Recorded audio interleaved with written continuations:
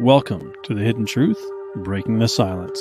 I'm your host, Jonathan McLernan. Each episode we explore stories of individuals and how they've been affected by being a part of a secretive Christian fellowship. The stories shared here may include speaking about sensitive topics suited for a mature audience. Dysfunction happens when doctrine meets dogma and silence is paramount. So let's pull back the veil on today's episode of The Hidden Truth. All right, it is my pleasure today to be interviewing a friend of mine from nearly a generation ago, almost 20 years ago. We first met on a road trip to a convention from BC down to Washington. To Oregon. Oh, sorry, to Oregon. Did we go down to Boring? We did. We went to Boring.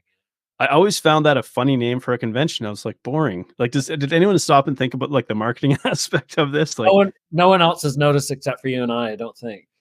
Right, because it was actually one of the biggest ones, because it's one of the last West Coast ones of the year, and so it's one of the biggest or most well-attended ones. And so, when we were young, it was like fun to go down there because you could meet up with lots of other young people that were a part of the fellowship. So, lots has happened since then, though, and we've been through a lot. But before we dive into the present circumstances, I'd love to hear a little bit about kind of like where you grew up, where you born and raised, and what was kind of your connection to the fellowship.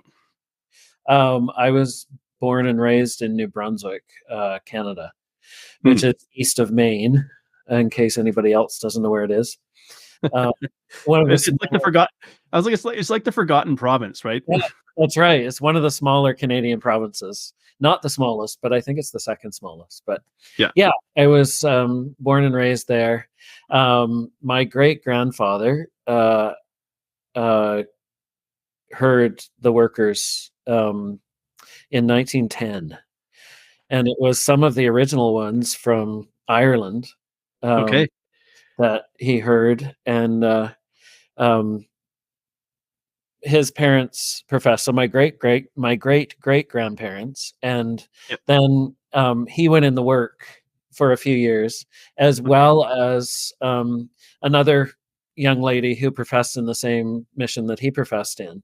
She went into work as well, and then they got married, and so her family all professed at that time too. So yeah, it goes back a ways. Yeah, do you know if they happened to continue ministering while they were married? They didn't. No. Okay. I think they got married, and within a year, my grandfather, who was the oldest of the family, was born. So they both stopped. They both left the work because of their nervous health. Right. Yeah. Fascinating to hear that as early back as now, to be fair, as I started learning about kind of the history of this and how like it was a rough living circumstances. You might not even get electricity or running water back then. No, they didn't. Absolutely not. Right. My great grandfather lived to be 100. He died when he was 18 years old. And so I remember asking him if he remembered Queen Victoria, and he said, "Oh yes, I remember Queen Victoria." And I said, "Do you remember the first car?" And he laughed and he said, "I was married with children before I ever saw the first car." So. Wow, and I think that's so amazing that you actually had this connection to kind of living history like that. I'm so glad your great grandfather got to live to be 100, so you could, and that you were old enough to be able to ask those kinds of questions, and he was sharp enough to be able to share some of that insight. I'd love to be able to ask those kinds of questions nowadays in light of everything else.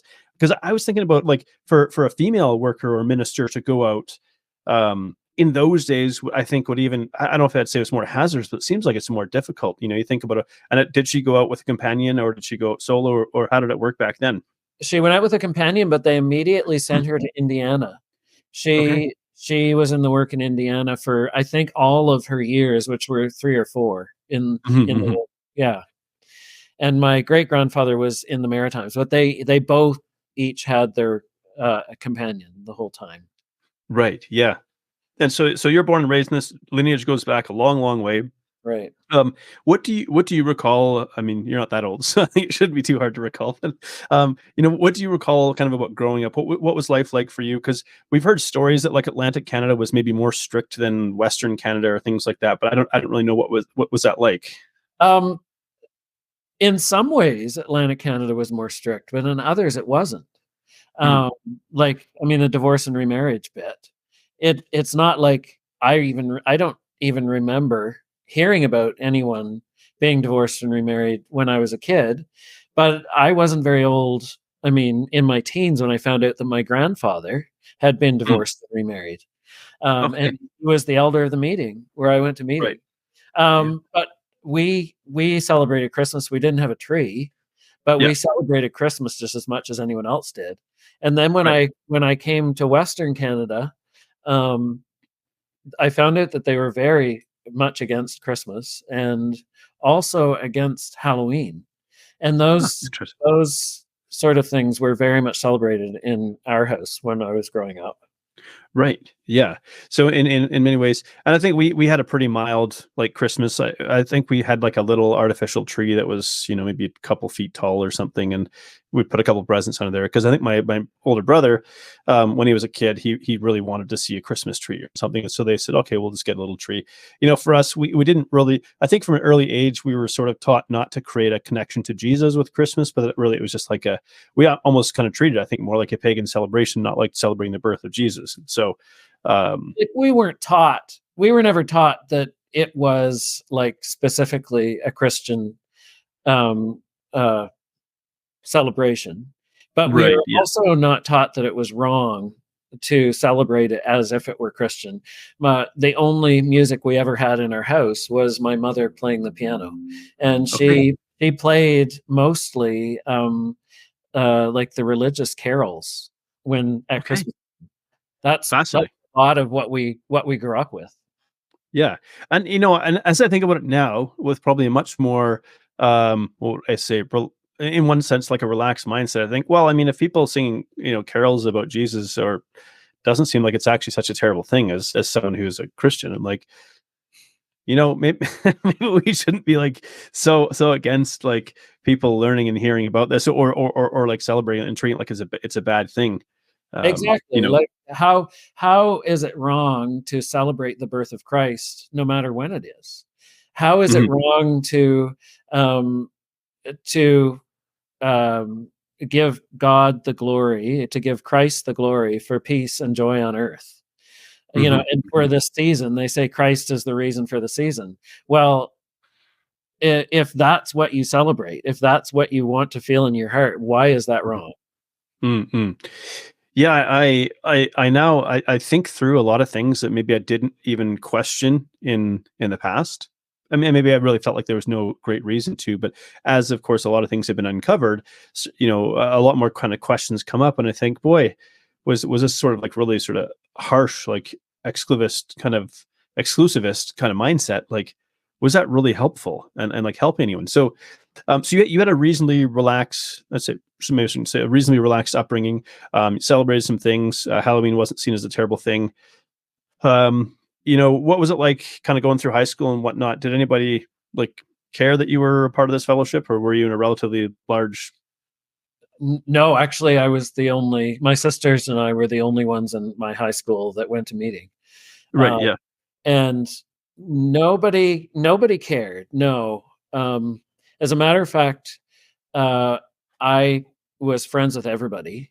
Hmm. And whenever there was a party or something, um, and everybody was invited, my friend, whoever was inviting the party, would say, you're welcome to come, Hod, but we know that that's not what you do. So it's up to you. Right. I had no peer pressure in school at all. Wow, that's amazing. I recall getting made fun of growing up because we grew up in a little town of like 2,000 people, and we'd walk up the street. We had a union meeting a Sunday morning and a Wednesday night, all within like literally 2 minutes walk. There's like four houses down, five houses down, and like three houses down, one block over, kind of thing.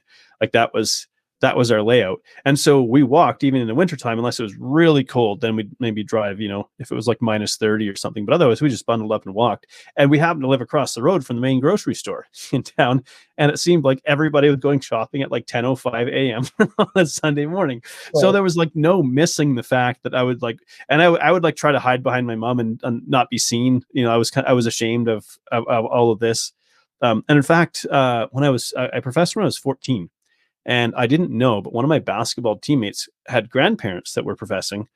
and he was actually at the gospel meeting in the back. Just he'd just come along with him because he was staying with him for the weekend. And had I known that he was like 8 rows behind me or something, I probably never would have done that. And so he was on my case like the Monday after I'd professed. And so I remember, not to pretend like it was any sort of harsh persecution, but like I was definitely hearing it, and definitely getting, people would say like 666 as I walked past in the hallways and stuff like that. Like just like cheesy sort of stupid high school, immature stuff. But yeah, they definitely had a go at me for that, because there really wasn't a lot of, like, there was a couple of small churches, but there wasn't really a lot of Christians in the town that I was aware of. Well, yeah. See, all of my good friends were very good, strict Baptist. The Okay. little village, I grew up in a village of 300 people. And Okay. the Yeah. little village that I was from was 90% Baptist. Okay. And they really were good Christians. Yeah. Like my best friends, my next door neighbors, they weren't Yeah. allowed to wear jeans to school because jeans were work pants, and their Huh. parents were very strict that they had to wear like dress slacks to school. And my parents didn't do that sort of thing to me. So, and it's interesting to hear that, because we often think, for those who've been raised in this fellowship, that we're like the only ones with sort of strict rules and traditions and things like that. But it turns out that other fellowships and denominations have these sorts of issues and challenges as well. I'm curious, at what point did you decide to profess, or you felt moved to profess your faith in God? Um, well, it's funny the way it turned out. I had never even considered myself not professing, Mhm. and when I was 10 years old, almost 11. No, sorry, I was 11, almost 12. I just kept asking the sister workers after meeting to come visit us because I loved the sister workers. They were Mhm, such mhm. ladies. They Yeah. probably weren't old, but they seemed old to me. And Yeah. I just asked them and asked them. So finally they came. They came assuming that I had something to tell them, Yeah. because I had been so insistent that they would come and visit. Yeah. So they got me alone. They sat me down, and mom made sure that everybody was out of the house. And they gave me a pen Right. and said, "If you're nervous, you can hug this if you need to tell us something or ask us something." And I thought, well, I have to tell them something now. So I'm like, Yeah. I think I should profess. And they said, well, they said, do you think that God has been speaking to you? And I said, oh, yes, yes, God speaks to me. And he does, Yeah. like he did. I Yeah. mean, Yeah. and they said, well, the next time we're going to have, pretty soon, we're going to come to the end of our mission, and we'll test the meeting, and you can stand up because we Mm. think that you're ready. So I Mhm, did, mhm. because I told them I would. Right. That's funny how that kind of plays out. And I mean, that's very sweet of them to say, like, and it's funny to think about. Again, I think this through now through like sort of my adult lens and my analytical thinking, and I go, we make, in one sense, I think it's worth being celebrated. Let's say we want to make a public declaration of our faith. Fantastic. That's a really good thing. But we make it out to be such a heavy or like almost like fearful thing, when really it seems like it's like this natural progression if you Right. have a faith in God that you want to follow. Yeah. And I'm curious then. So you said God was speaking to you from a young age. What was your experience, or how did you kind of feel that God spoke to you as a child? Um, I I as a child, I didn't really have I don't really have any, except I felt like God spoke to me. He called me to the ministry when I was really young. Okay. He gave me a love for the workers. Hmm. And it felt like that felt right to me. That Hmm. that's Hmm. what God wanted me to do. I can't say that I, woke up in the middle of the night and heard a voice or anything like For that. sure. For sure. But it's something that built, like Hmm. it Hmm. kind of gradually built over time. Yeah. And um,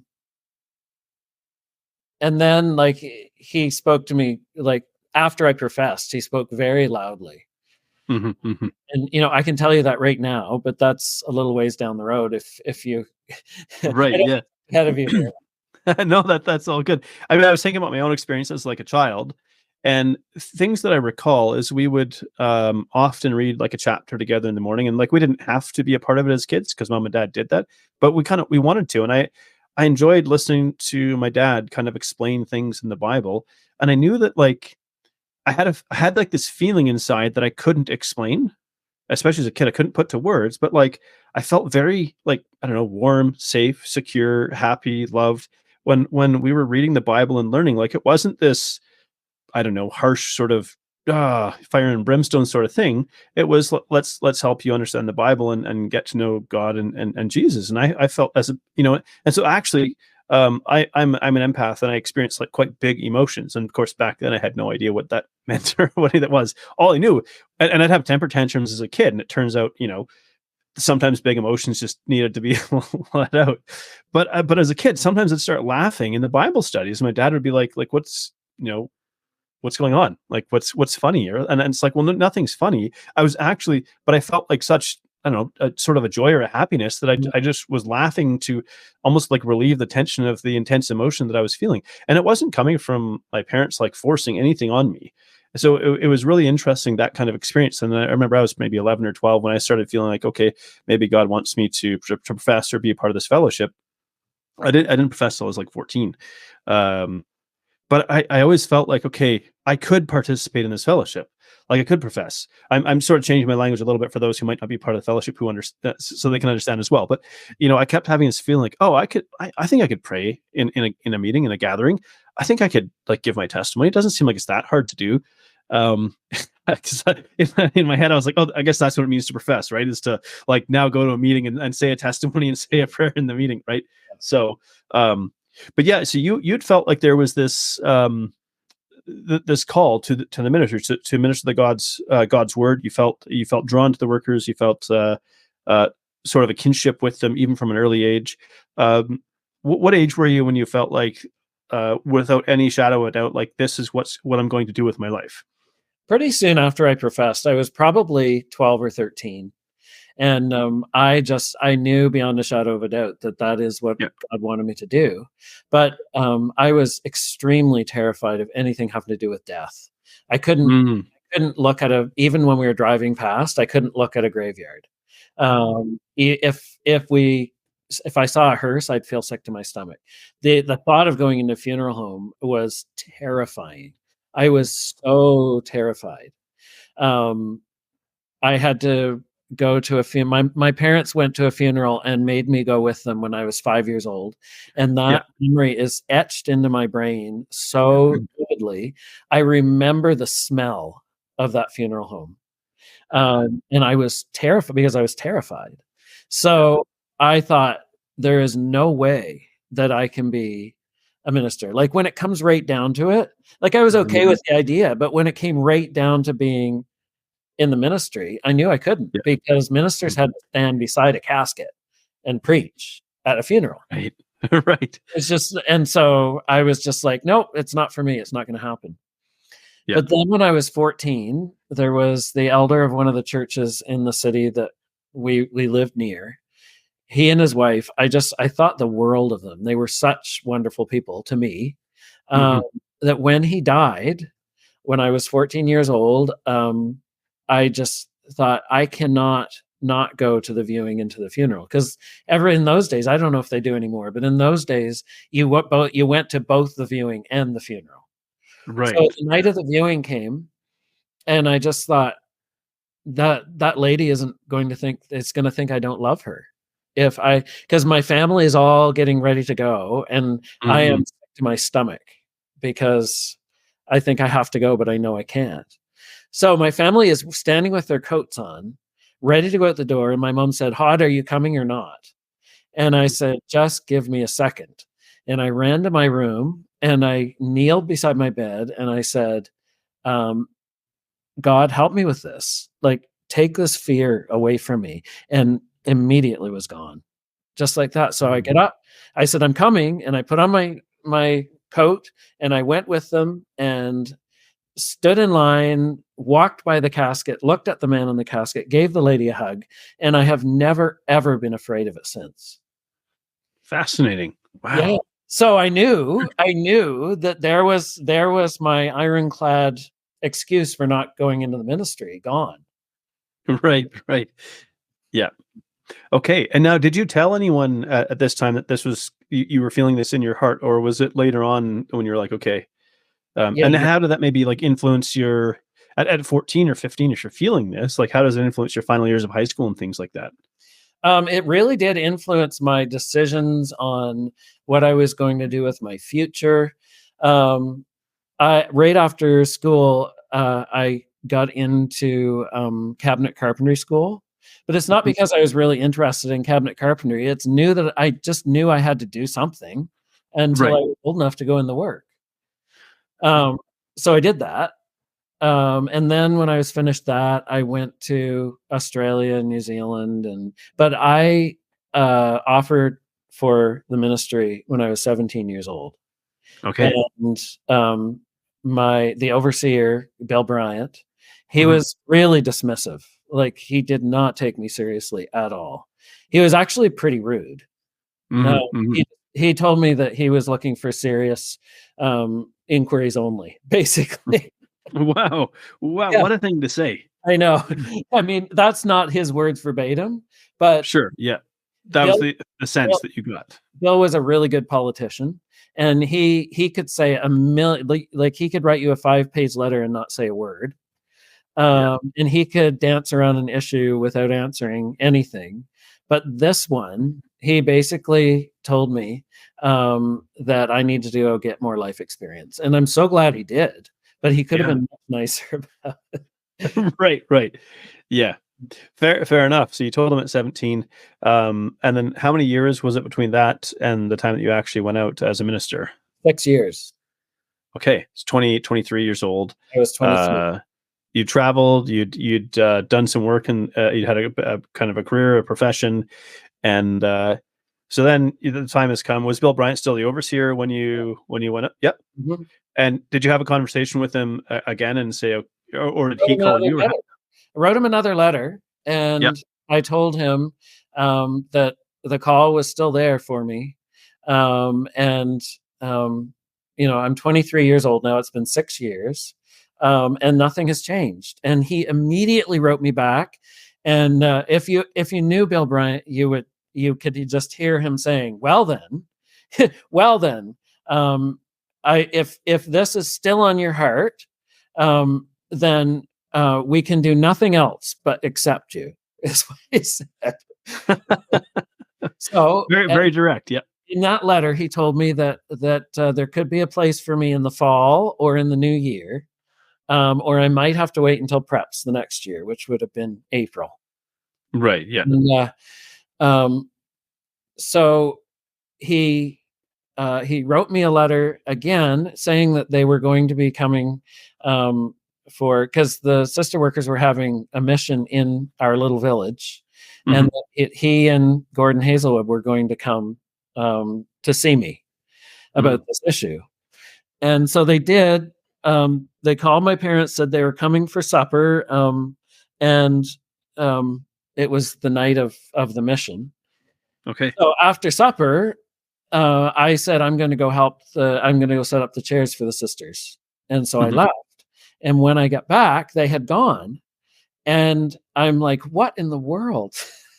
They were here to talk to me. And my mom and dad were just kind of sitting there looking at me. And they Right. said, "So I guess you're going in the work." And I said, "Who told you that?" And they said, "Well, Bill, after you left, Bill got up from the table and he said, 'Well, I guess we'll take your son if you'll let us have him.'" And they said, "What do you mean?" And well, he said, "He's offered for the work. Hasn't he told you?" And they said, "No, he never told us." Oh, what a way to get the news as Uh, parents. uh, Yeah. the thing is, I wasn't going to tell anyone until I was absolutely sure Right. that Yeah. this was going to happen or when it was going to happen. Hmm. Anyway, Hmm. Bill let me know after that I would start in January, which Okay. was 1998. Yeah. And how did your folks feel about it?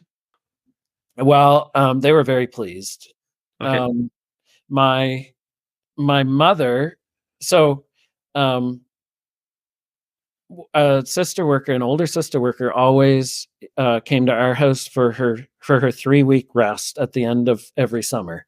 She was Mhm. like a member of our family, Dorothy Webster. She really Okay. was a lovely, lovely lady. Yeah. And uh, she was in the neighboring field to my first year in the work. So I was in Halifax and she was in New Minas. Okay. And so the sister workers would come often to the city um, for their doctor's appointments and stuff. Right. Yeah. So she asked me, she said, "Now, Hod," she said, um, "I bet your mother is very pleased after all her years of praying." And I said, "What do you mean?" And she said, "Oh," she said, "didn't your mother tell you?" And I said, "No." Oh, she said, "You better talk to your mother." So I phoned my mother and I said, "Mom, what did Dorothy mean?" And Mom said, "Well," she said, "when I was pregnant with you, I prayed that if God would give me a boy, that I would raise him to go in the work." And I said, "I see. Um, but I don't remember you ever saying, 'Hod, you need to go in the work.'" And she said, "No." She said, "I really felt convicted that that wasn't how raising someone to go in the work was supposed to be. It was just to raise them godly." Right. Yeah. And she told Dorothy, when she heard that I was going in the work, she told Dorothy what she had done, over Right. all Right. those years. Yeah. That's interesting because by the time she's pregnant, your gender was already determined. So, so here's the thing. I mean, I'm gay, but maybe Mhm. there's Yeah. people who are listening who don't know, but I am. I'm homosexual, and so my joke over the years has been that I was. I mean, I was the fourth child. My three older siblings are all female, Yeah. and so my joke is that I was female in my mother's womb. Right. Prayed to God, and God was like, "Oh, well, there are things that we can do, but I can't do it all. So, sure, okay." That's funny. Of course, Um, I don't and actually do it, but it's just a joke. well, of course, yeah, yeah, but still, it's good to make light of that. So, while we're there, we'll come back to your time, like your first experiences in the ministry. But now that you mentioned that, I mean, this is a very contentious topic throughout the world of Christendom altogether, we could say, and maybe it's a widely misunderstood as well. At what age did you have an awareness? Like, did you always know that this was your orientation, or when did this kind of? Yeah, my first going back, like thinking back, my first vague memories. I must have been younger than 5 years old. There Mhm. was a young couple who we met with for union meeting, Mhm. and I was extremely attracted to that man. As a very young child, I would have like, I mean, I wasn't through puberty yet, so it wasn't like Right, right. sexual feelings, but I Yep. was very, very much into that man. And Mhm, looking mhm. back, um, I have never had those feelings for women. I never. Right. I mean, I would pretend, Yeah. that I was into certain women because that's what guys my age did, right? But Right, right. I never ever had that kind of um, an overwhelming response to a woman. Mhm, mhm. So, Now yeah, from a so very, very young age. yeah, and of course, this isn't something that was ever I at least I don't recall it ever really being talked much about. It was like sort of a secret shame, I guess. Um, at what age did you become aware that, like, actually, I'm attracted to men, like, I'm homosexual? When did you sort of have this awareness that this is and did you feel like you could talk to anybody about it or tell anyone about it? I was probably like 12 or 13, Yeah. at the beginning of puberty, and no, I didn't. I was Mhm. terrified that anyone would ever find out. Right. When I think I was 8 years old, um, I mean, for a number of years before that, but my sister was engaged to a man who was very much part of our family. Mhm. Um, they were both in their late teens, and anyway, it's a long story, but just one day he told her that he was gay, and I remember the how upsetting that was, how hard it was on her. I remember the day it happened so vividly because it was such a horrible day. And Mm. my sister left, peeled out of the yard, tires screaming. And I went to my mom and I said, "Mom, what's going on?" And she said to me, "Oh dear, maybe someday you'll understand." And boy, do I ever. Right. I mean, and I can understand from your sister's perspective if they're engaged to be married, like Oh, this is a very serious, I'm ready for a life commitment, and it's like boom, just taken away like that, and you go, was this all a sham? This was all fake. exactly. It's We're traumatic. Yeah. And I learned a few things. One was that's I never wanted that to be me. First of all, I didn't want to have to tell anyone, Right. because it was such a horrible experience. And also, I didn't ever want to make anyone else feel that way. Like I didn't want to make a girl love me and Mhm. then let her know that I couldn't, you know? And as a Right. matter of fact, I really felt from a young age, I felt very convicted by God that it was a sin for me to have those feelings toward a woman. Interesting. Right. Yeah, And maybe for that very reason that you could do some, I don't want to say do some serious damage, but for lack of a better expression, um, both of yeah, us. that's yeah, yeah. To go through that and to pretend to be something that you're not. Yeah. And so you never dated girls, never like put on a show, and that way you just No, I kissed a girl once, just yeah, once. And It it really was, like, very lackluster. yeah. So, like, we stood there for a few minutes, and she said, "Can I ask you something?" And I said, "Sure." And she said, "Are you gay?" Oh man. And what age were you at this time? 28. Okay. Yeah. Okay. Wow. Okay. So, and was this like a curiosity thing for you? Like, I just need to make sure, Yeah. or Well, I mean, I had just left the work. I was yeah, suffering from some severe, nervous, anxiety and right, yeah, depression and all the rest. And this beautiful young woman, showed serious interest in me. And I'm like, "You know what? Maybe now." But all it took was that kiss. And, like, we didn't even date or anything. yeah, We spent the evening together. yeah, And she yeah, made it very clear to me that she wanted to kiss me. So I'm like, yeah. "Okay, well, you never know, let's try." Right. And we did know. And so Yeah. So through like your teen years, did you ever hear about it spoken about in meetings or gossip meetings or conventions or anything like that, or was it always just kind of this unspoken thing? it was kind of an unspoken thing. It wasn't there was no gay bashing in our family, Yeah. even though I'm pretty sure that my grandfather was seriously homophobic, Right. just from things that my father told me years later, but he Mhm. never ever said anything to me. Um, but when I was in the work, there was some talk in the brother workers' quarters at convention, the, Mhm. amongst the male ministers, Yeah. um, Yeah. about certain ones, and um, it wasn't done in a nasty way, but it was spoken about in such a way that like really cement my uh, my understanding that I never ever wanted anyone to know that I was gay. Right. It was they were talking about this poor young man who had been led astray by a gay man and how it ruined his life. And, Mhm. you know, and then Bill Bryant said, yes, the way you can tell a gay person is because usually they have an overbearing mother. And, he went down the list and they were all just so wrong, you know? Right. Right. You don't have an overbearing mother. Yeah. An overbearing mother, an absent father figure, um, it, you know, all of these negative things. Just trying to come to some semblance of understanding of this Yeah. altogether.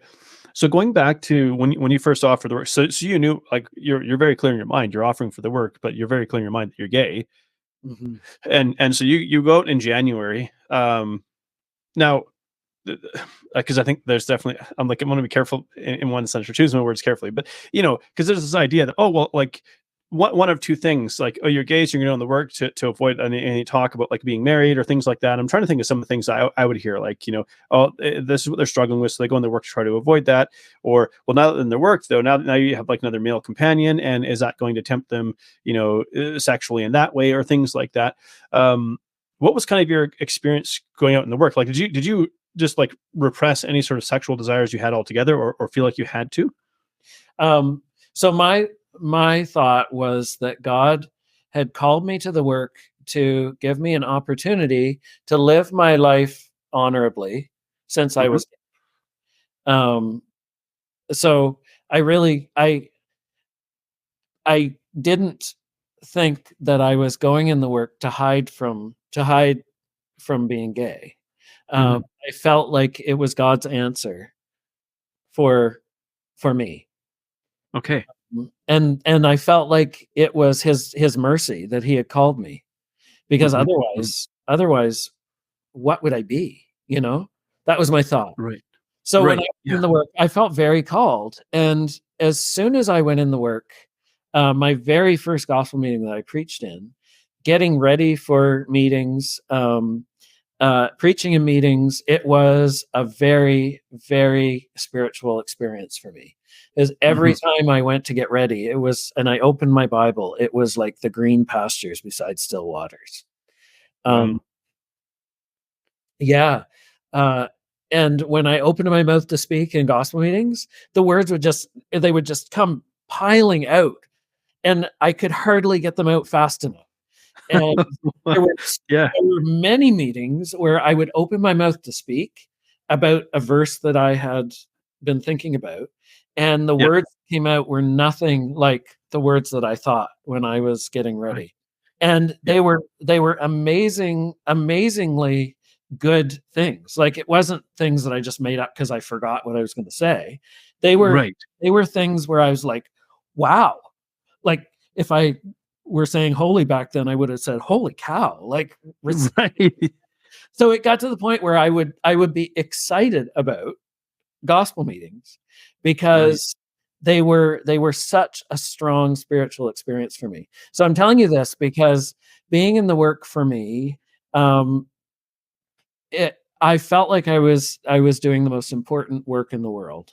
And Hmm. so completely denying myself any sexuality, any sexual feelings at all was a small thing compared to what I was getting. Uh, Hmm. and so basically I did. I shut off any sexual feelings. I mean, Hmm. of course, if I saw a hot man, I Hmm. I Hmm. I wouldn't not notice him.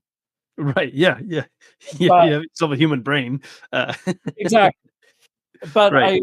I would basically shut it off. Like, I wouldn't Hmm. allow myself to go any further than to think. I mean, I wouldn't even allow myself to think, "Wow, that guy's hot."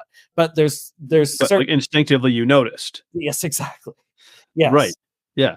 I mean, it happens for me, but with women. Um, and we were talking before, so I'm very, very happily married, very devoted to my wife. I love my wife, and still an attractive woman walks by, and before I can even register the thought, my brain has already picked up on it. And it's just Of like, course. it just Because that happens like that. because, I mean, that part isn't love. That part is Yeah. just your human nature kicking in, right? Yeah. Yeah.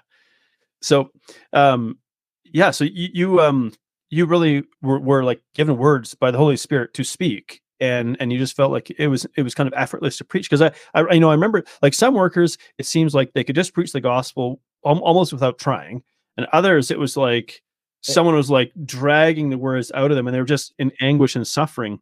it was like, oh, I think of one man in particular. It was so painful. Like, Yeah. when I would leave gospel meeting, I'd be so tense Yeah. because it felt like it was taking so much of his effort just to pull those words out. Yeah. But, I was in some gospel meetings where I could tell whether people were listening or not. Mm. Um, people listening drew the words out of me. And That's a really interesting way of putting that. if I felt like people weren't listening, or if I felt like there was someone there who was uh, who wasn't of the right spirit, who Yeah. were there for what's the word I'm looking for? Like other reasons or purposes or Right. It yeah. felt like I could feel the words that usually just flowed out. They would flow out and fall. I felt like that they couldn't go any further than a few inches in front of my mouth. Fascinating. Yeah. Okay. And that's quite an experience in and of itself too, to to have those kinds of feelings, you know. But I mean, I think it's true. We can tell, like the again, we don't often talk about inside this fellowship about like spiritual things, which sounds kind of funny to put it that way. But I mean, legitimately, like work virtually, I podcast virtually, I do like all of my communication is done virtually, and yet there's always an exchange of energy that takes place in every conversation that I have without Yeah. us ever being in physical proximity of each other. Yep. There is something there. Yes. And we don't really talk much about that because we're, I don't know if we're afraid if it's witchcraft or something like that, or it's just this mystical thing that we feel almost afraid to explore. But like you're describing a very spiritual experience when you went to preach the gospel. In terms of like the lifestyle, if I could just like say the mechanics of being a worker, you know, going from house to house, having a companion, sort of that kind of thing. What was that like, and sort of how taxing was it? Because and maybe you could share a little bit about like the in the field experience when you were given a mission area for the season, and then the preps time and like the convention time or special meetings, all those kind of different experiences. What that was like for you? I loved visiting, but Yeah, I hated sitting around a table after a meal and visiting. yeah, Um, if I had two companions that weren't good visitors, okay, and um, it it really seemed to um, cause tension, at hmm least for hmm me, because sometimes they said things that I didn't agree with. Um, right, and I mean, I can't tell you what those things are now, but sure, um, even today, to this day, I can't sit around a table after a meal and talk for very long. I have to say, "Look, can we go sit in the living room or something?"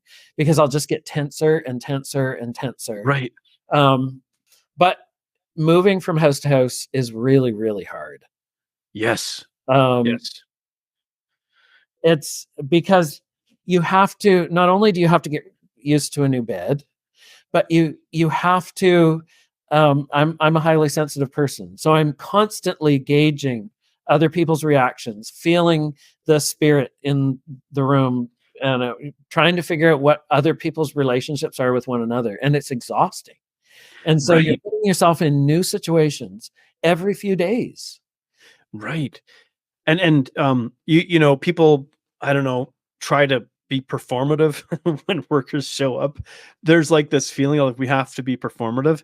And I'm grateful that like when workers came to visit us, I just kind of recall as kids, mom and dad were like, hey, put your feet up, go hang out downstairs. If just whatever. If you want hot dogs for dinner, just tell us. Like there was no like we have to make roast beef and mashed potatoes and like put on this gourmet meal. It was like, hey, if you want to go hang out and be by yourself and just like totally veg, go right ahead. If you want to come up and visit, hey, we'd love that. You're very welcome to, but you don't have to. And it was a much like I feel like it was fairly relaxed. And so maybe you had that experience where there's some homes you genuinely felt like at home, and other homes where it was like, oh boy, I can't wait to leave. And Yeah. not because the people were terrible, but like, No, and that I can't really think of any home where the people were terrible. mhm, Uh, mhm, I spent a year in Newfoundland, and mhm, that year was difficult in so many ways, but not because of the people, because they are all so relaxed and just what you see is what you get. yeah, It was great. It was so yeah, good. yeah, Um, yeah, but yeah, it's just you have to be on 24/7, regardless of who it is. No mhm, matter how well you know these people. You're there visiting. Like, if you love right, them and you haven't seen them for a few months, yeah, then you want to visit. It's not like Right. being forced to, but I'm Yeah. not going to stay in my room if Yeah. I have a chance to visit with these people that I love, you Right. know? Right. Like, a lot of my exhaustion came from me. It wasn't Yeah. because people were demanding anything of me. Yeah. Yeah. And even my own grandparents, like, um, my grandfather said, "We understand, Hod, that being in the work is not an easy thing and that you're very tired. So don't ever feel like you need to come and visit us. Don't um if you're tired and you don't have time for us, we understand. But every time I'd be home, if I didn't go see them, they'd be phoning saying, 'Where's Hod? Is he coming?'" So, Right. like, they understand. Yeah. But They're they love you and they want to see you. exactly. That's the Yeah. thing. And that really is, it's so much about love. Like, Right. people love having you in their homes, and Yeah. so you don't want to ignore them. You don't wanna Yeah. go into your room and shut the door, right? Yes, yeah, absolutely. And so largely it sounds like a fairly positive experience that you had, like preaching the gospel. You really, the Spirit really gave you words to speak that were not your own. You had good experiences visiting with people. Uh, I think about how, like, in one sense, we're never raised to put workers on a pedestal, but I think we always had this idea that, well, they're human and they make mistakes, but kind of like the Spirit of God just sort of overrules that stuff. And so they're relatively minor mistakes that we can kind of brush aside, I guess.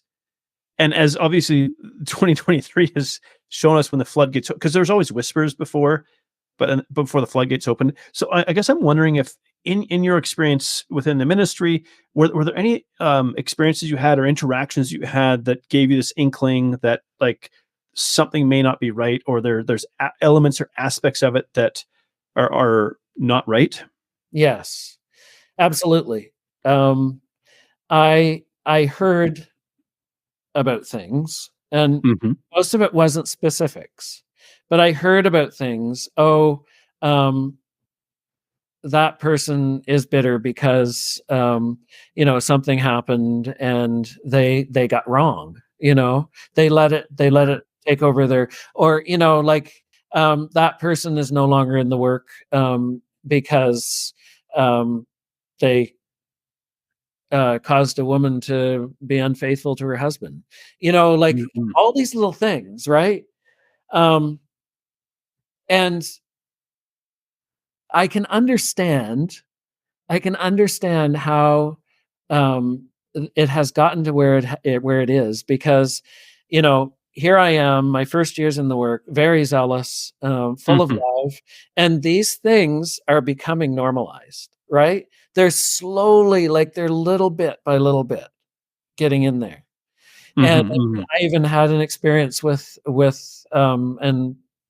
my companion, um, of a number of them, and I mean, I don't bear him any ill will, but I think that in different circumstances, what he did could have been very damaging to me.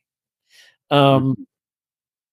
so, but yet I didn't, like, looking back, I can see that. But in the moment, it was really annoying and it didn't make me feel good, but I didn't really see it as being something that was wrong with him. You know what I mean? Right. Like, and maybe didn't point itself towards, like, something endemic Exactly. within the structure and the hierarchy of the ministry and how things operate as a whole. So I want to float this thought out, because I look at this and I think I'm a pretty analytical person. I mean, I was a chemistry and math and astrophysics and physics, high level mathematics, that kind of stuff. That's what I studied. And I think sometimes I was trying to, like, find answers and all that stuff too, um, which I didn't. Um, well, I mean, I did and I didn't, I should say. But all of this to say, I started, like, thinking back through all this. I'm going, like, okay, how did we get here? Like, what happened? Where and the floodgates suddenly open. It turns out there's all kinds of terrible things that are taking place in this fellowship and have been for decades, if not more. And I go, how do we get here? And so I think, okay, did it start with maybe making the form an idol? this is the way we have to do it to obtain salvation. And then did we make the ministry an idol? You must hear the word of the gospel from this ministry. And they become, and you have these idols that actually now stand between you and God, because it's like you have to be in this form and you have to be connected to this ministry. And so now you have essentially idolatry. Yes. That's and right. And I go, how did we get there? And then you think, a lot of my public criticisms, which I've been fairly quiet since. So we're recording this in December of 2023. My public criticisms really came in like the spring and the summer of 2023. Mm-hmm. I was quite vocal. I spoke very bluntly at times. I had people ask me if I was going to get excommunicated because of some of the stuff I said. But I wasn't trying to be deliberately inflammatory. I felt so moved to say what I did so directly. But then there came a point where it was like, okay, you've said everything I asked you to say. And they're not responding. Like it's at this point, like there's no point in saying much further. Like I wrote 3 letters. I don't want to call it like first, second, and third Jonathan. Like, but the first one was like kind of this gentle plea for transparency. The second one was like the silence is deafening, and the third one was kind of like a call for like where is the repentance and sackcloth and ashes and this kind of thing. And it was pretty blunt. It was like, Lord, be not silent, continue to expose the pedophiles, the rapists, and the cowards who enable them.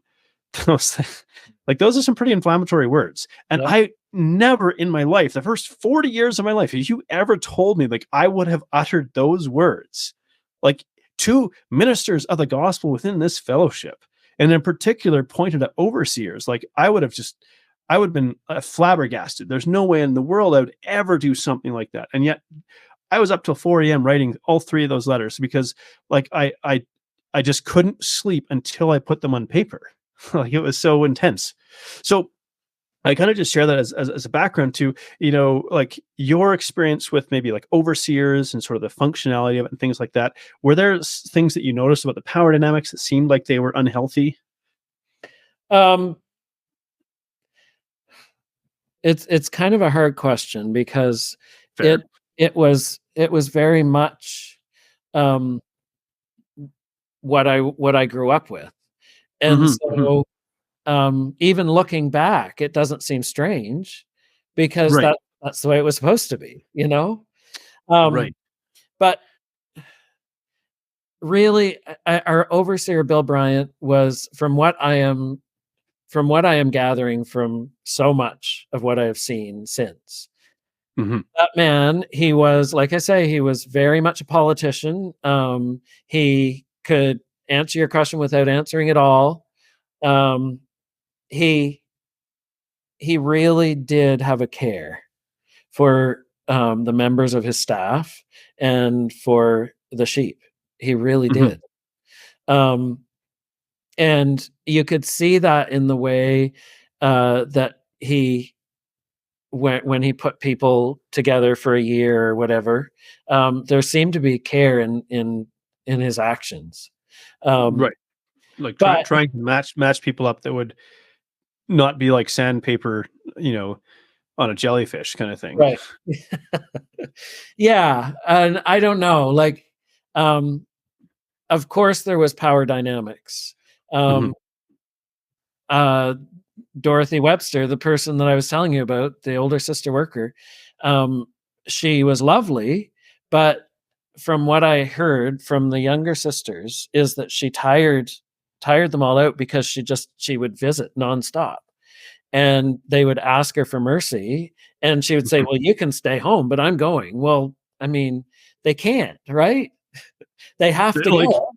Yeah, because if she shows up without them, what are they going to use for an excuse without making her look bad, right?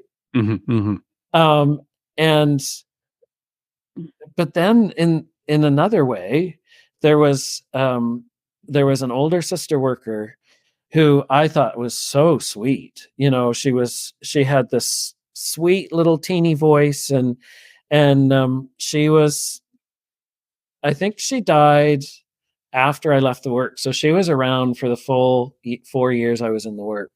Mhm, She was at Napan Preps, the mhm, convention preparations, and I got an eye opener as to the kind of person that she was. And mm, um, she was nasty. She was nasty to the sisters, but oh, she was syrupy sweet to the brothers. And mm, but she never showed that uh, to the lay people, to the people in their homes, or they mm, just thought she was the most wonderful thing. But she really, I saw her make um, even older sisters cry. Like she was so mean. She was mhm. horrible. So it's not always what you would assume. Right, right, and I wonder if she was just like, among other things, terribly unhappy as a human being. Well, yeah, like someone said, she had been spoiled all her life. She had just been given what she wanted, and Mhm. they said you can fool, that saying, you can fool some of the people all the time, and you can fool some of the people some of the time, but you can't fool all the people all the time. Yeah, And as you get older and start losing your faculties, your abilities to fool become less and less and less, right? Your right, yeah, true yeah, colors show through. yeah, And apparently she had been in Ontario, and they couldn't take her there anymore, so they shipped her to New Brunswick, to the Maritimes. right, And according to some, and I don't know if this is true, but Bill Bryant had the reputation of taking all of the problem workers and saying, "Yes, we'll give them a place here," which was hard on the staff, really. But apparently yeah. he had a tender heart. Mhm, mhm. Mm. Wanted to try to do, and so I wonder then, because as a lot of my criticisms have been very leveled at the overseer class, as I call it. And I mean, I think there's a lot of genuine corruption there. There's people that have been corrupted by money and by power, by position, you know, and it's almost, it's more of a systemic thing. It's like almost like a chicken and egg thing. Is it pardon me, is it the pathological people that this system works well and they climb to the top? Or does the system create or turn people into uh, in this way? And you've kind of seen how the sausage is made on the inside within the ministry, which was quite secretive in a lot of ways. Oh, yeah. We'd always had the whispers of like, don't read about the internet, and it's funny. I mean, to this day, most things you're going to read about the 2x2 fellowship is going to be like pretty negative, because it's usually those who have dissident voices are going to speak up the loudest and want to make air their grievances and make them heard, versus those who are satisfied are just going to carry on and tune that stuff out. Yeah. Well, to answer your question, I don't think that it has to be one or the other. I think it can be Mhm. both. I think Mm. that there are pathological, um, I don't know what you call them. They're liars and Individuals, yeah. yeah, who you find them, a lot of them, as overseers. Mhm. But I think mostly it's that they have become that Mhm. because they have to. Yeah, Because they have to in order to maintain the status quo. right. Like you almost have to become a tyrant to sort of keep things in order, Mm, which I mean, in one sense, because I remember sort of feeling appalled at hearing some overseers say, like, basically, like, we're chosen by God and we answer to God and ourselves, and that's it. We don't answer to you, to a group of like their congregation. And I mhm. hear that, I just think you sound like a megalomaniac Yes.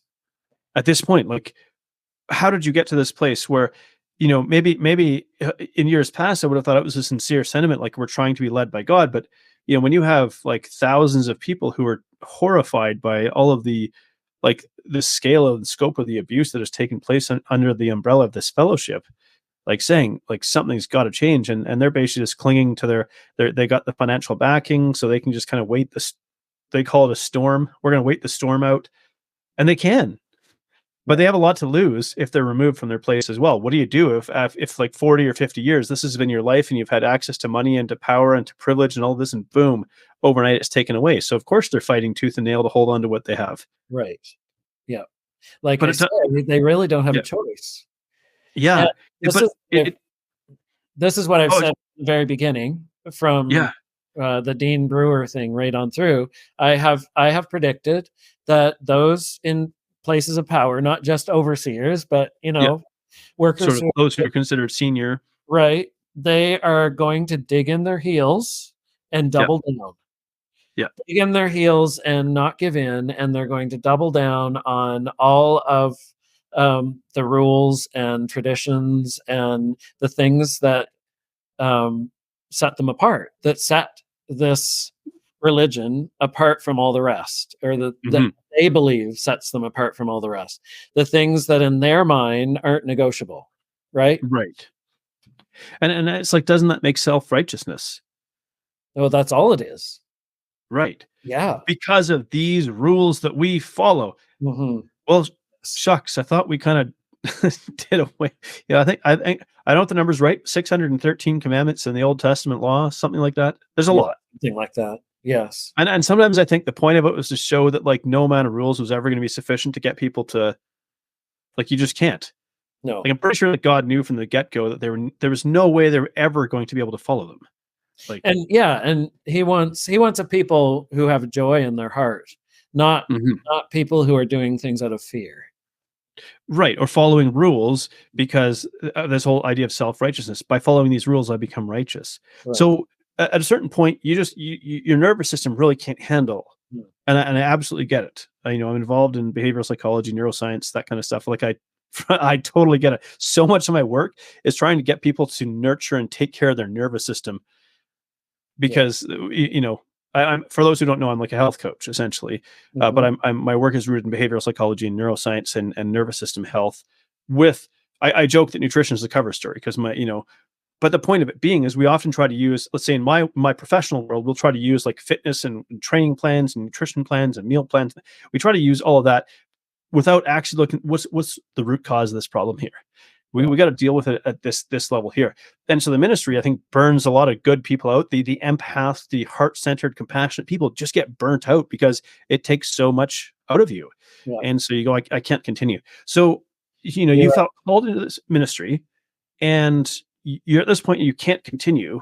Yeah. Like, what's that like?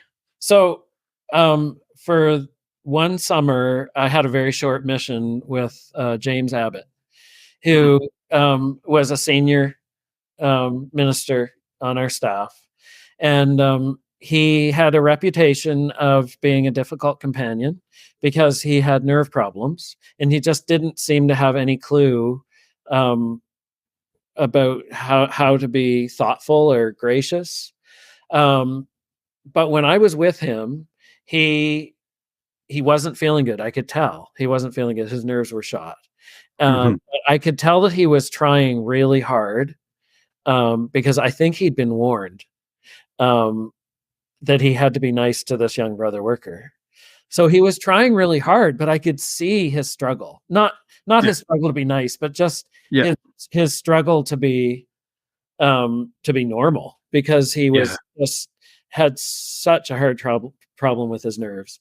So Mm. that caused me to pray that, like every day, that if um, if for any reason my physical or mental or nervous health would not allow me to continue in the work, that God would make it happen when I was still young, so that Mhm. would I would have a future, so that Mhm. I could be able to choose a different path and live a normal life. Because I saw Mhm. him at 73 years old, and Mhm. I said, if he were to leave the work, what would he have?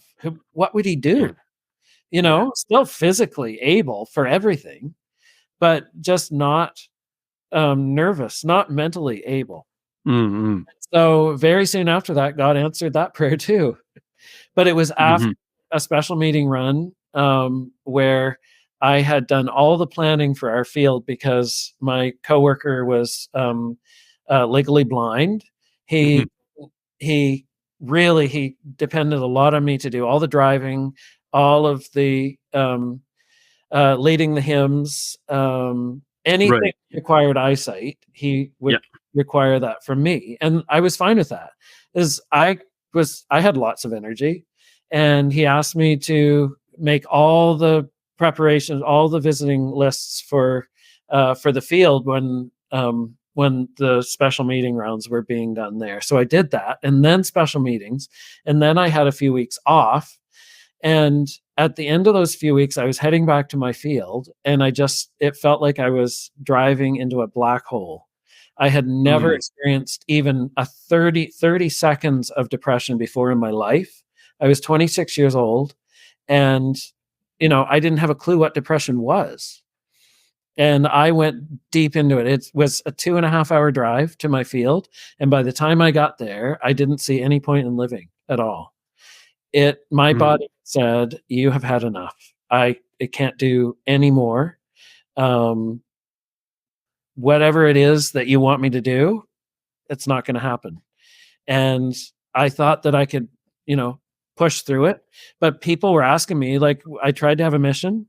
People were asking me after meeting what was wrong with me. And finally, one of the ladies in the field came to me and she said, Hod, your eyes used to sparkle when you were preaching and when you were greeting us at the door. She said, your eyes are dead. What is wrong with you?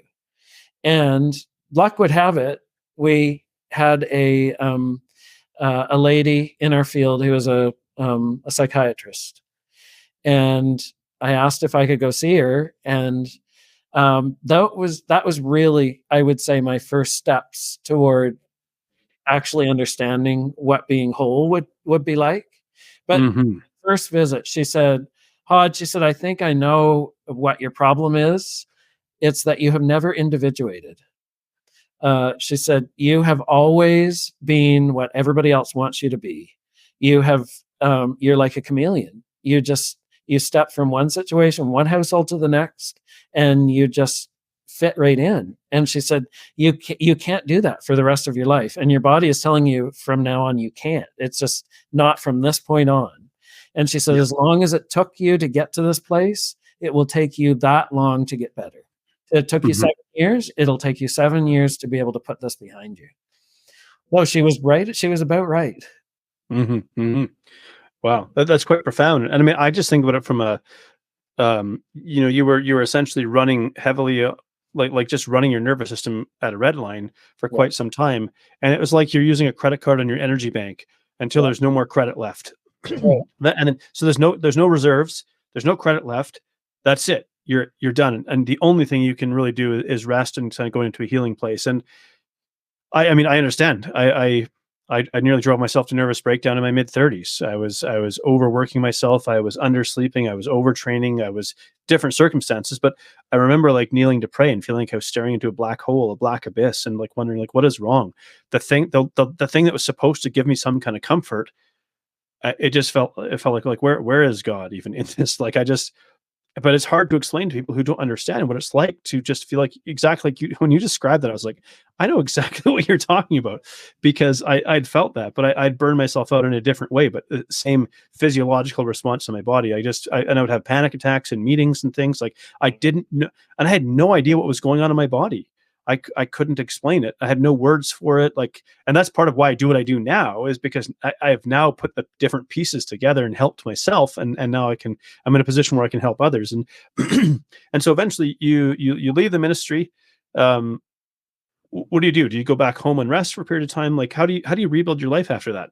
Well, it took me a while to come to terms with the fact that I had to leave the ministry.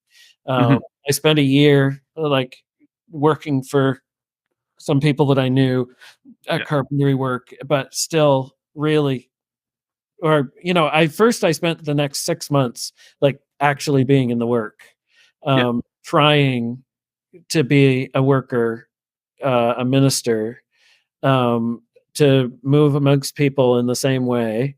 But with this horrible, affliction, and found out that it was impossible. I was really lucky to have a coworker that year. God planned it so perfectly, because I loved my coworker. And as soon as I told him what I was going through, he said, well, that's it then. He said, you and I aren't going to go anywhere. We're just going to stay. What home would you feel most comfortable in? So I told him, fine, we'll go there. We'll ask them if it's okay and we'll stay there for 2 weeks, and we'll decide from then what we'll do.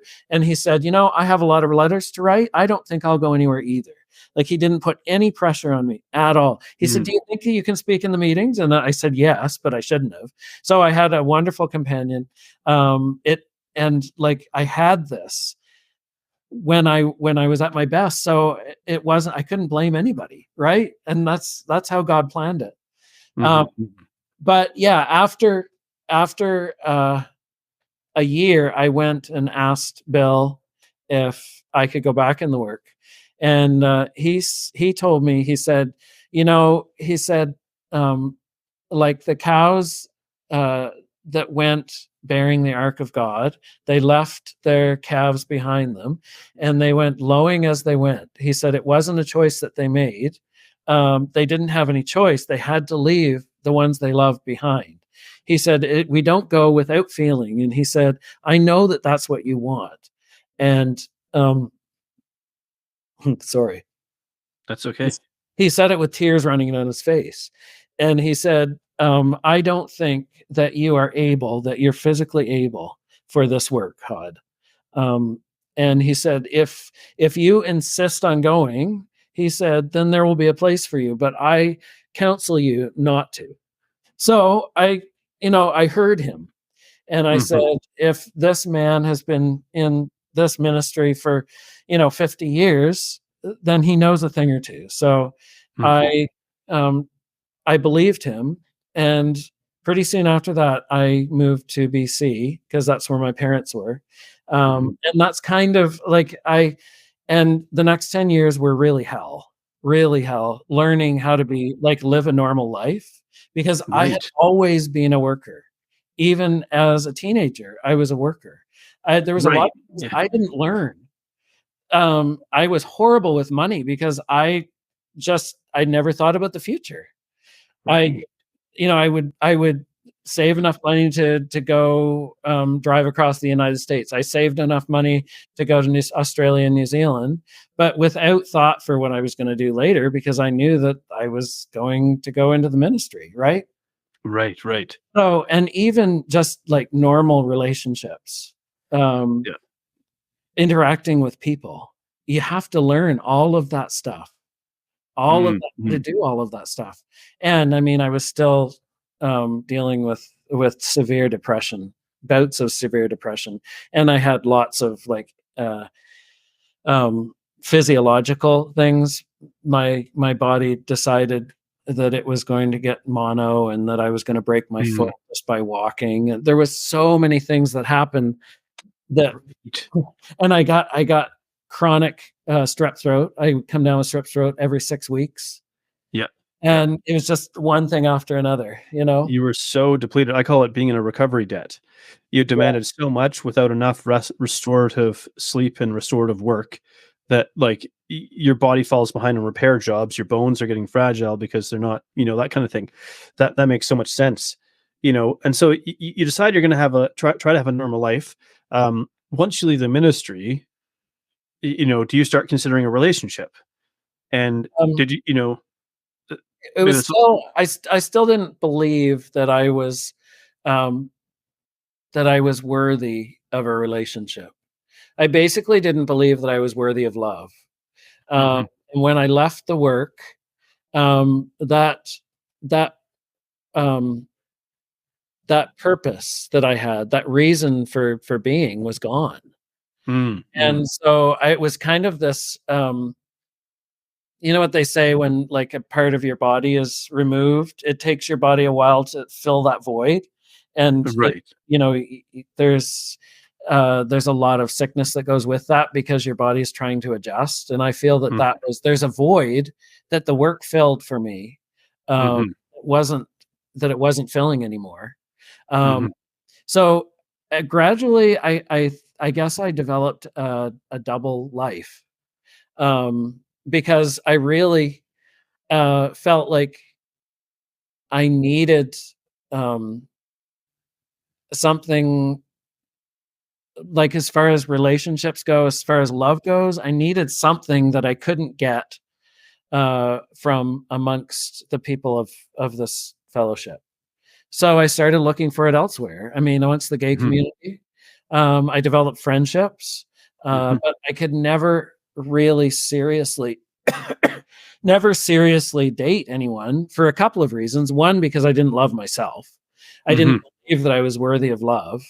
Yeah. Um, Two, because I felt like um, I was special because I knew of the one true way to heaven, and um, they didn't know it. So how could I ever like have a meaningful relationship with someone that I was, I mean, subconsciously judging into a lost eternity, right? Not only for Right. the fact that they didn't have it right, but also that they weren't Christians. Most of them weren't Christians at all. So those are things that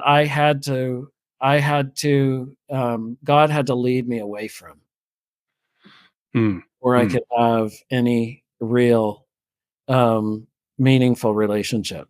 And I'm not saying that other people can't who had similar situations for me. That's just my experience. That's all. Mhm, mhm. So, and you mentioned leading a double life, and so I think about, there's a part of you that still wants to be part of this fellowship, but and perhaps there. I mean, I think you're fairly open at this point in time about your orientation, your lifestyle, and so on. Um, are you still an active participant within the fellowship? Like, how are you received? How do people? Uh, No, but I was until 2.5 years ago.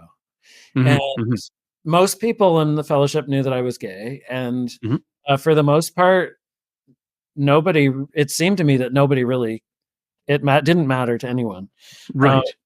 in the Sunday morning fellowship meeting that I attended, um, it was lovely. I didn't feel like anyone had a problem with me being there. As a matter of fact, I felt very much wanted there. It wasn't Mhm, that I was mhm. being tolerated, just that I was being welcomed with open arms.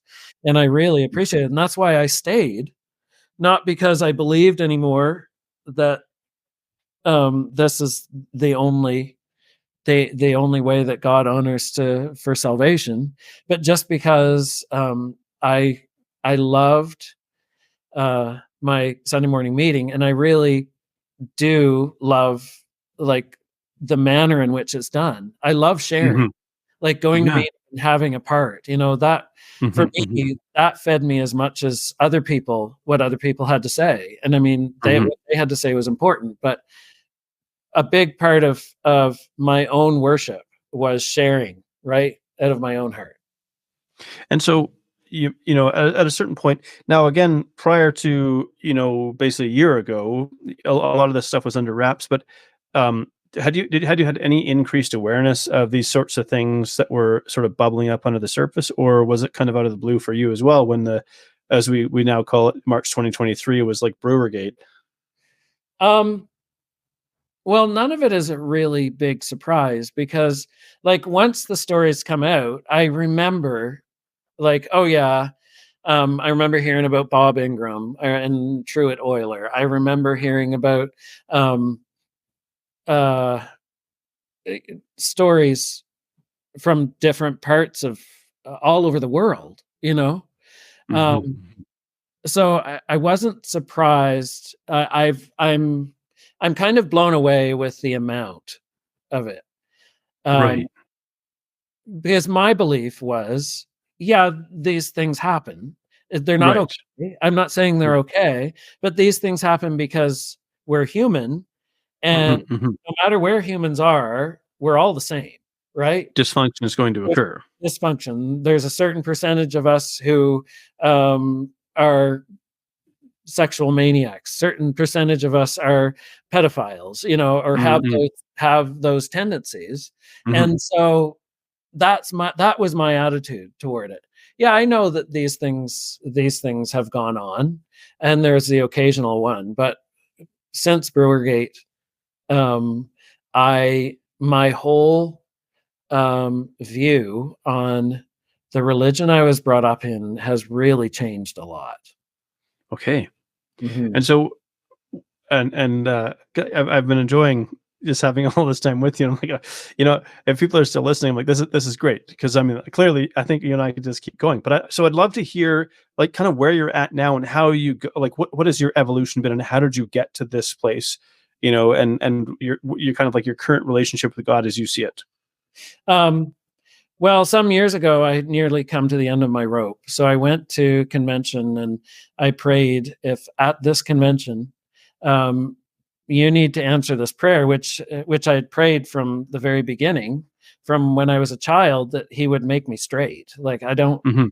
want to be homo, but he never ever did anything for me. He never changed a thing. So at this convention, I said, I really need you to answer this for me. Like, Mhm. give me some kind of a consolation or something. And so worker stood up, first meeting, and said, "Have you ever prayed something for your entire life and have had absolutely no answer from God?" And I'm like, "Yes."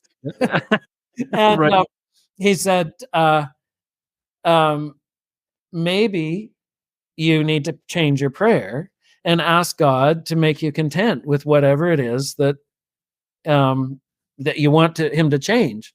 So I'm like, Mhm. okay, that's it. So as soon as the meeting was over, I didn't go up and go to lunch. I went to my tent and I prayed, God, if this is what you want from me, um, then just make me content with how I am.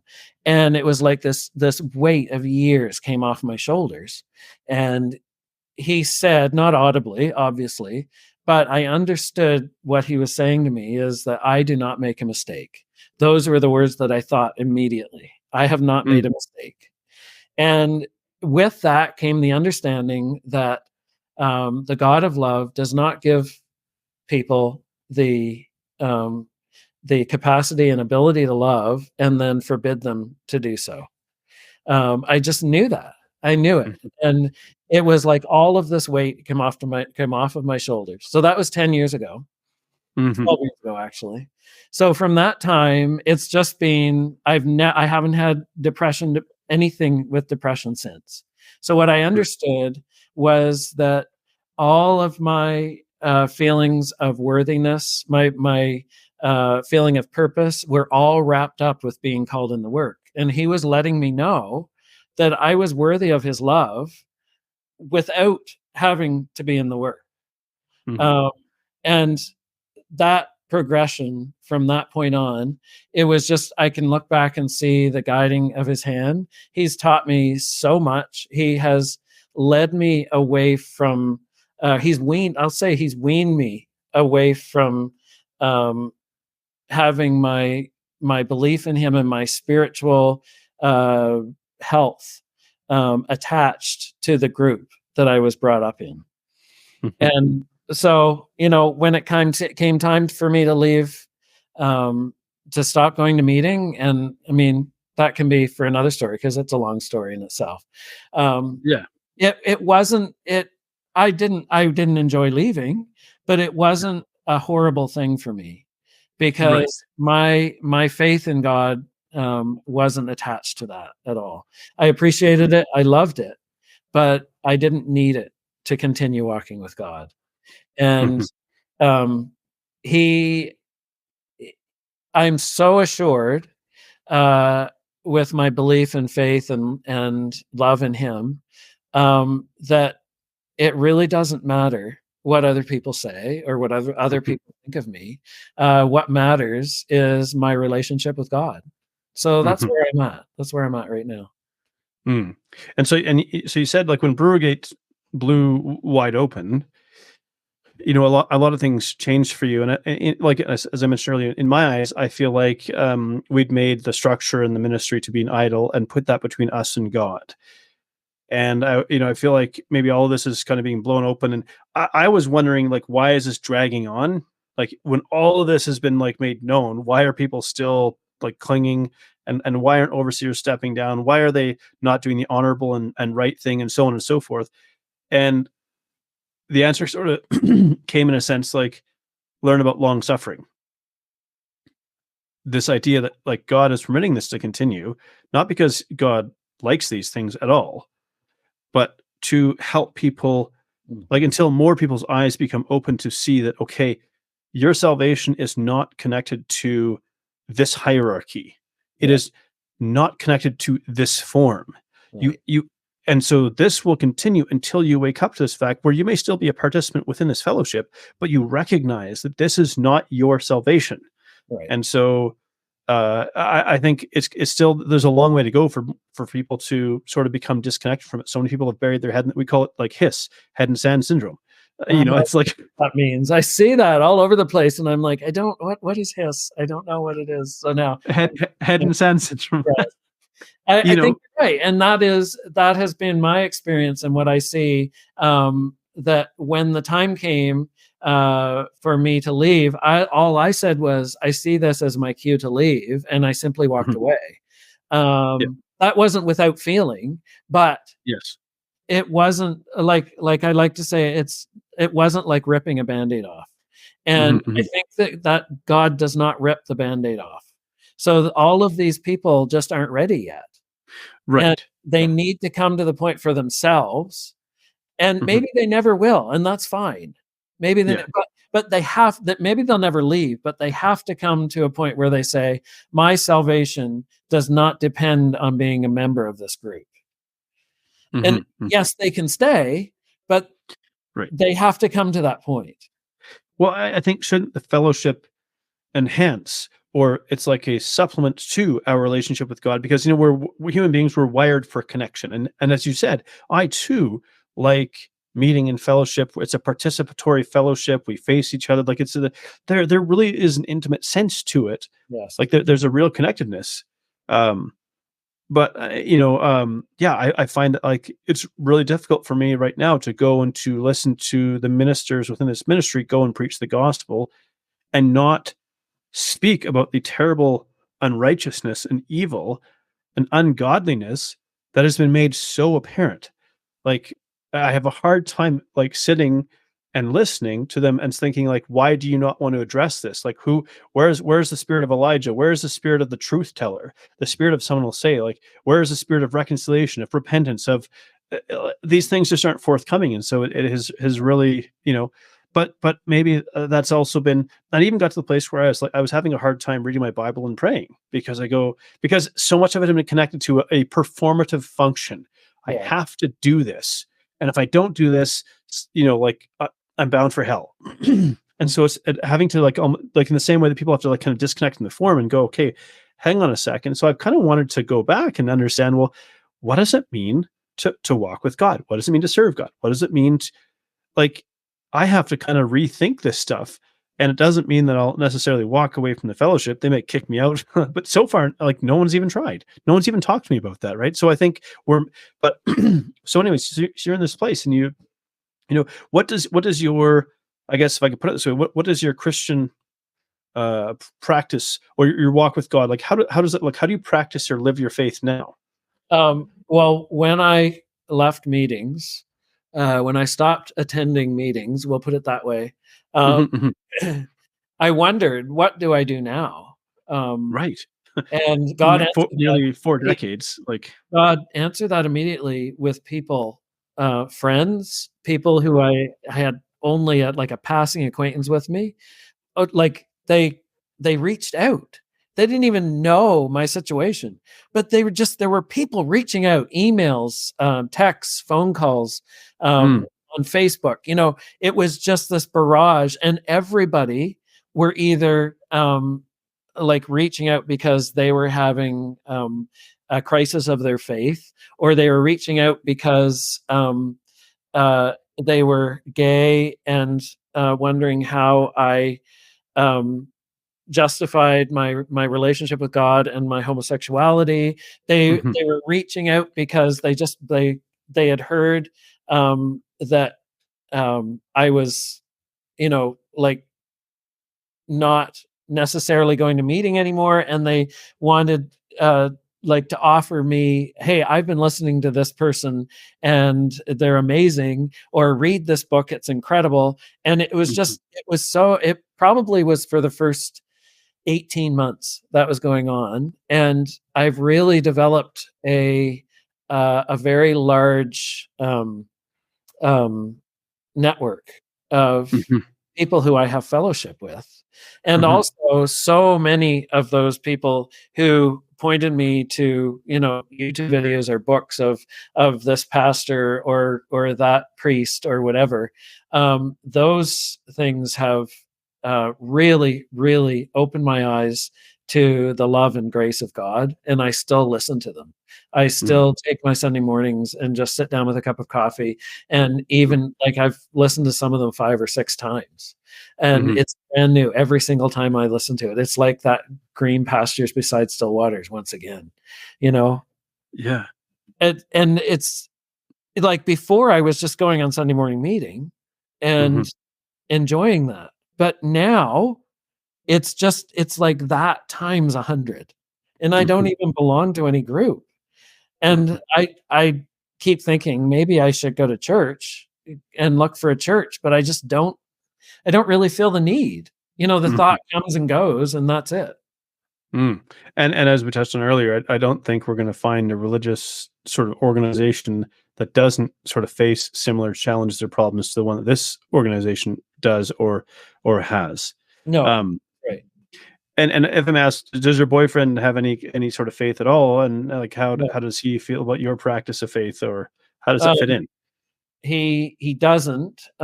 He wasn't raised going to any church. He decided when he was 13 that he wanted to join. I think it was the Baptist church or something, and his mother said, "Fine, go for it."